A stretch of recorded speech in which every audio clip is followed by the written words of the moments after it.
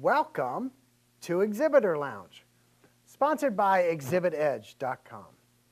Now, I'm your host and your trade show mixologist, Michael Gray. Here each week you receive simple, practical, and proven tips to improve your trade show marketing strategy and get better results while maximizing your budget. Now, this is a new series on audio-visual equipment that is commonly used on a trade show floor. Now, the biggest thing to get right is the type of connections and their compatibility. Now, there are many different types of connections, so it's good to know what they are and what they can and cannot do. So let's go over the names of the connections or ports, and then we'll take each one in some detail. All right, in this series, we will discuss VGA, HDMI, DVI, and the newest kid on the block, the DisplayPort. Well, first, there is VGA.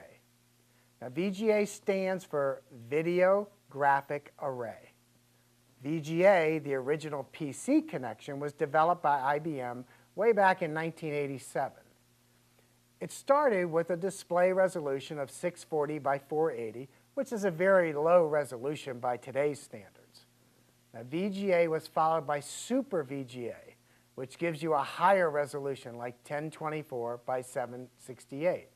All VGA connections transmit an analog signal. So what's an analog signal? Well, without getting into too much detail, an analog signal can be defined as a continuous electrical signal. Now, the video card in a computer converts the computer's digital information into an analog format, then transmits it through a VGA cable to the monitor. So why are there 15 pins in a VGA connection? Well, the short answer is with the separation of the signals, a computer monitor can have many more pixels than a regular TV set. Pixels are the individual dots on a monitor screen that create the picture. For example, if a monitor can support an 800 by 600 picture format, that means it can display up to 800 pixels across and 600 pixels vertically. The more pixels you have, the better the picture. So what are all the 15 pins in a VGA connection? All right, let's have some fun and name them all. 1, red out. 2, green out. 3, blue out. 4, it's unused. It doesn't do anything. 5, ground. 6, red return, ground.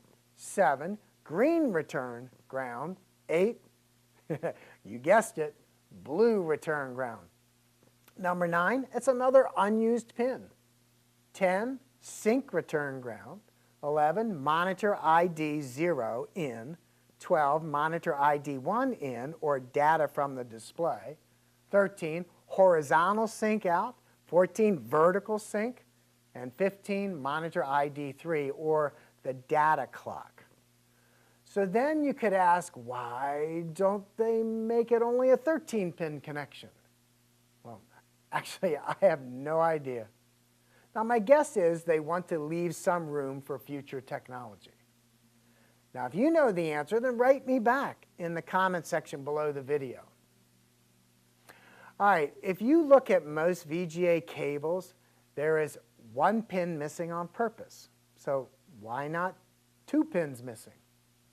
Well, my guess is there is a superstitious reason. You know, unlucky number 13. In a regular television, all of these pins would be combined into a single composite video signal. You know, it's the gold video pin that goes with the red and white audio pins. And the quality of the picture would, well, it's just not as good. Okay, as always, please respond with your questions or comments and let others know about ExhibitorLounge.com. Hey, we'll see you next week. Until then, I'm your host, Michael Gray, telling you, relax in the Exhibitor Lounge.